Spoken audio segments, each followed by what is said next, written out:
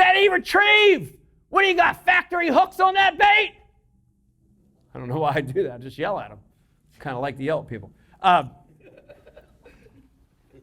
listen, I'm not saying that won't catch, that steady retrieve won't catch them. But in the spring, this next technique I'm going to talk about is the deal. And it's making that bait erratically change direction, right? We want to do that every time we throw that lipless bait. We want to make that bait change direction.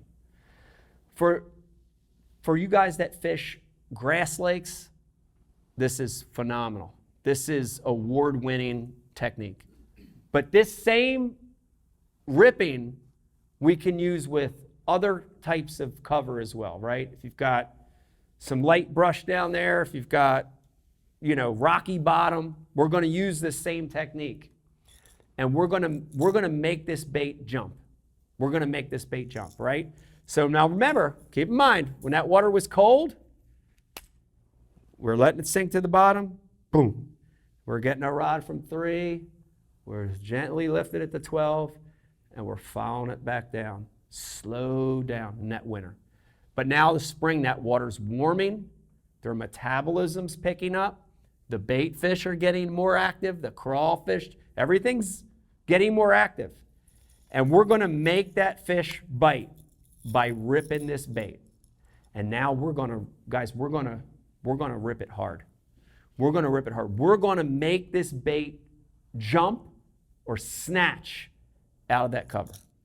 So key, especially on getting those reaction strikes, right?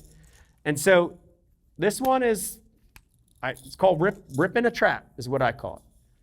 Amazing around grass. So we're going to do that same thing we did in the winter with that yo-yo. We're going to cast it out, and we're going to let that bait sink to the bottom. This time, when that bait hits the bottom, we're going to reel it until we feel it hit a piece of cover. Okay? We're going to reel it, and as soon as you feel it, connect with that piece of cover. Grass, milfoil, hydrilla, new growth pad stems, sticks, light brush. As soon as we feel that connect with the cover, we're going to snatch that bait as hard as we can. So, you see a lot of guys doing this ripping technique that just use their rod. They just rip it to the side, right? They just pop it like that. That's okay. You're going to get some bites doing that. But I really want you to snatch this bait out as hard as you can. And one of the ways we can do that, now check this out. This is simple mathematics. I'm going to show you, watch that lipless. I'm going to do it the way everybody else is doing it, and watch how far that lipless moves. You ready? Okay, they give it that little snatch. That moved pretty far. Rizzo, how far was that? Probably 12 feet.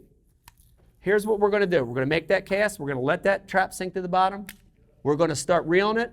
As soon as we feel it contact that cover, especially grass, we're going to take our hand off the reel handle, and as we take that rod, we're going from 3 to 12 just like we did. We're going to jack that rod violently, and we're going to use our hand and smack the bottom of that rod to accelerate the movement of that bait. All right, here's what it looks like.